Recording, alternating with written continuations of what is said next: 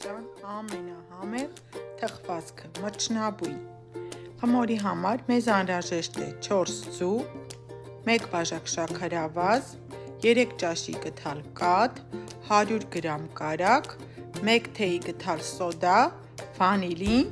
և ալյուրը այնքան, մինչև ստանանք ձեռքերին չկպչող պինդ խմոր։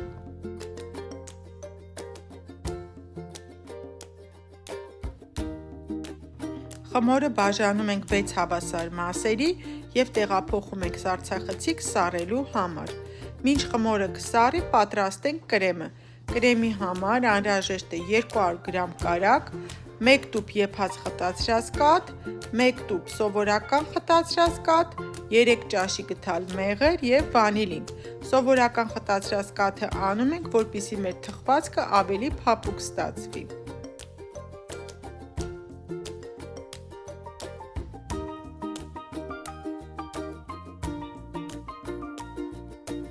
Խմորը սառելուց հետո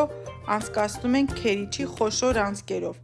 Անընդհատ ալյուր ենք ավելացնում, որպեսզի խմորը չկպնի իրար։ Ալյուրը մաղում ենք, տեղափոխում ենք թխվող սինիի մեջ և թխում ենք 170 աստիճանում։ Թխվելիս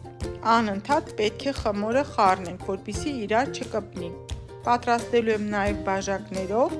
դրա համար խմորի մի մասը անց եմ կանցնում քերիչի ամենամանր անցքերով։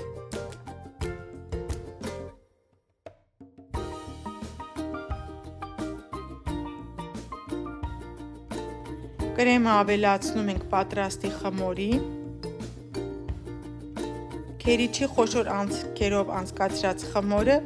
պատրաստում եմ ամբողջական, լավ սեղմում ենք խմորը և վրան կարող ենք ծանրոց դնել, որպեսզի կտրելիս գեղեցիկ տեսք ունենա։